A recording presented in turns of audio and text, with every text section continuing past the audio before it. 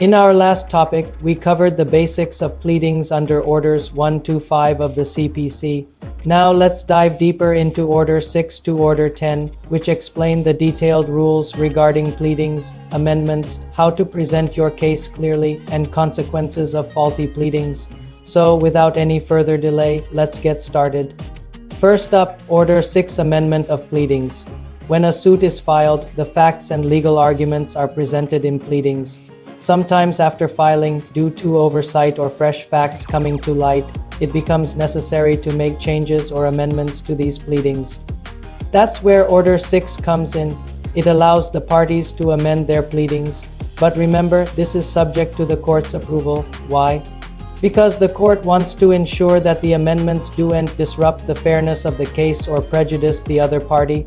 Now, when can a party seek to amend his pleading? Any time before the final arguments, even during the trial itself. So technically, there is no strict timeline for this. However, ideally, it's best to make these amendments at the earliest possible stage of the suit. Why is that so? Because it helps keep the court proceedings neat and orderly. Plus, it prevents the situation where the other party incurs unnecessary expenses by filing a fresh suit. Let's look at some situations where amendments can be particularly helpful. Firstly, there was a mistake or error in the original pleading. This could be something simple, like a typo or a factual error. Secondly, new facts have been discovered that were not known or could not have been reasonably known at the time of filing the initial pleading. Or thirdly, there are other good reasons, like the plaintiff realizes that certain details are not crucial to the case or there is a need to remove irrelevant information. Under Order 6, Rule 2, a party can make an application to the court for leave to amend.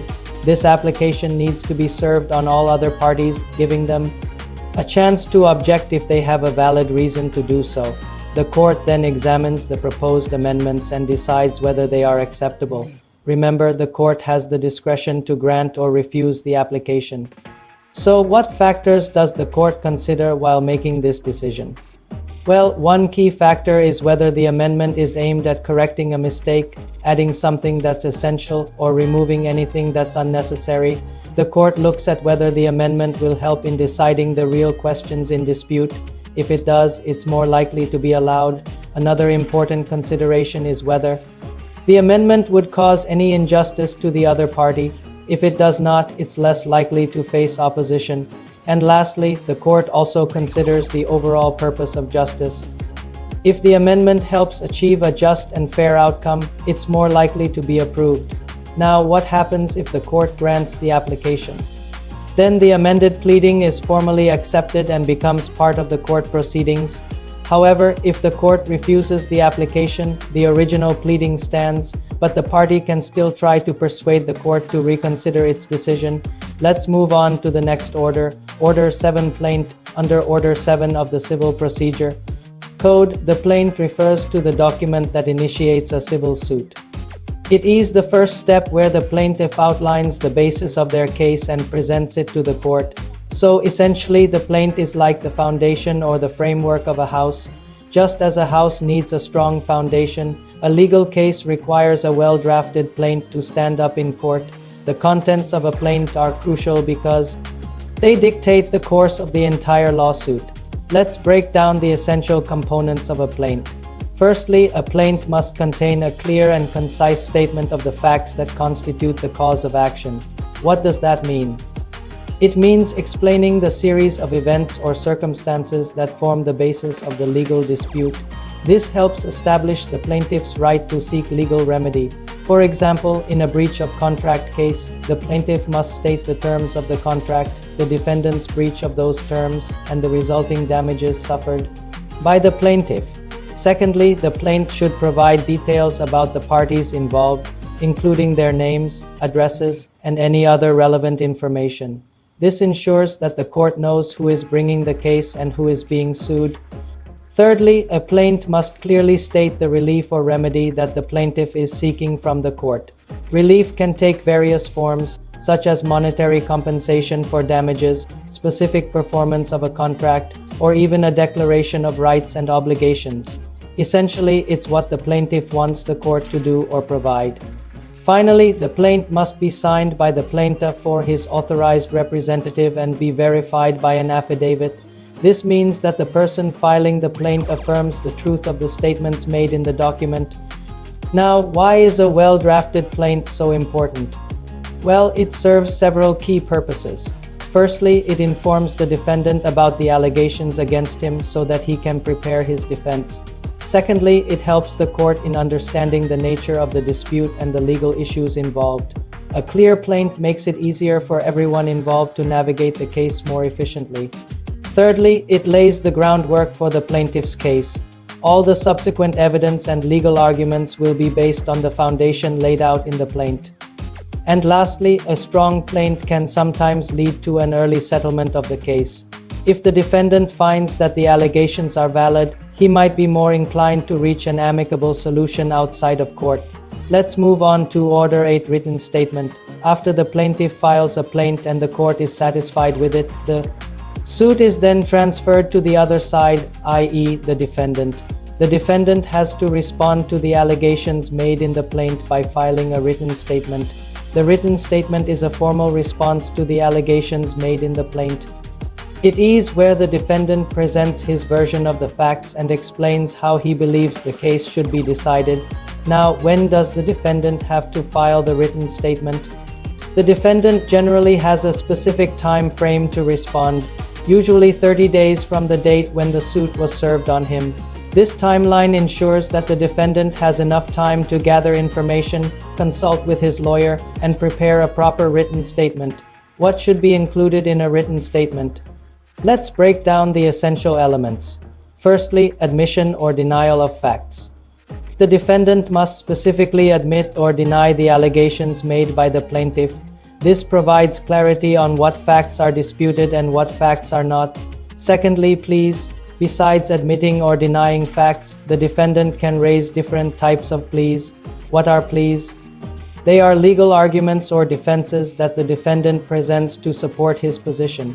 For example, the defendant might argue that the plaintiff's claim is barred by a statute of limitations or that there was a valid defense to the plaintiff's claim. Lastly, the written statement should be signed by the defendant or his advocate and filed with the court. Now, why is the written statement an important part of the legal process? Well, it serves several key purposes. Firstly, it allows the defendant to challenge or agree with the plaintiff's allegations, providing clarity on the disputed issues in the case. Secondly, it gives the defendant an opportunity to present his version of the facts and defenses. This ensures that both sides are heard before the court. Proceeds further. Thirdly, the written statement helps narrow down the issues for the trial. By clearly defining the points of disagreement, it makes it easier for both the court and the parties to focus on the crucial aspects of the case. And lastly, it sets the stage for the exchange of evidence and witnesses once the written statement is filed. Both parties can gather evidence to support their claims, leading to a more comprehensive presentation of the case during the trial. Now, what if the defendant fails to file a written statement within the given time? In such cases, the plaintiff can apply to the court for a decree in his favor. The court may even proceed to pass a decree based on the plaintiff's allegations without considering the defendant's side of the story. Next up, Order 9 appearance of parties and consequences of non-appearance. Regular attendance in court is mandatory for all parties involved in a legal case unless otherwise instructed by the court. When a party fails to appear in court on the scheduled date, it's called a non-appearance. If the plaintiff does not appear in court on the hearing day, the suit may be dismissed. The court may also dismiss the suit if the plaintiff does not prosecute it with due diligence. What does that mean? It means that the plaintiff doesn't take the necessary steps to move the case forward. If the defendant does not appear in court when the case is called for hearing, the court may proceed with the case ex parte, which means in the absence of the defendant. However, this does not necessarily mean that the defendant loses the case automatically. The court can still pass a valid judgment even if the defendant is not present. It's important to note that if the defendant has a valid reason for not appearing, such as illness or absence from the country, the court may set aside the ex parte orders. To do this, the defendant must file an application along with an affidavit explaining the reason for non-appearance and show good cause for not attending the hearing. Now, why is it important for parties to appear in court as required? Firstly, it ensures that all parties are notified and have the opportunity to present their case. Secondly, it helps maintain fairness and justice in the legal process by giving all sides a chance to be heard. And lastly, it promotes efficiency in court proceedings. By requiring parties to be present, the court can move cases forward smoothly and prevent unnecessary delays. And finally, Order 10 examination of parties by the court. Under Order 10, the court has the power to examine the parties or their authorized agents in a suit. The court may exercise this power either at the beginning of the case or during any stage of the trial. Why does the court do this? The main purpose is to get more information about the case. The court might do this to clarify doubts, get additional facts, or to avoid delays in the case. The court can ask questions about the case directly to the parties or their authorized representatives. This can be done either orally or through a written questionnaire. But what if a party refuses to answer questions during the examination? Well, in such cases, the court can use its powers under the Code of Civil Procedure to compel the party to answer the questions. Now, why is this order important? It's important for two main reasons. Firstly, it helps the court understand the facts of the case better. By directly questioning the parties, the court can get a clearer picture of what happened and the legal issues involved. Secondly, it aims to promote settlement or efficiency in the case. The information gathered through the examination might lead to a settlement of the dispute outside of court. If not, it helps the court make decisions about how to proceed with the trial, potentially avoiding unnecessary delays or complications. That brings us to the end of this session on Order 6 to Order 10 of the CPC. I hope you found this explanation useful. If you have any questions, feel free to drop them in the comment section below. And if you haven't already, hit that subscribe button to stay updated on all our legal content. Thank you for watching. Stay tuned for more informative content. Until then, goodbye.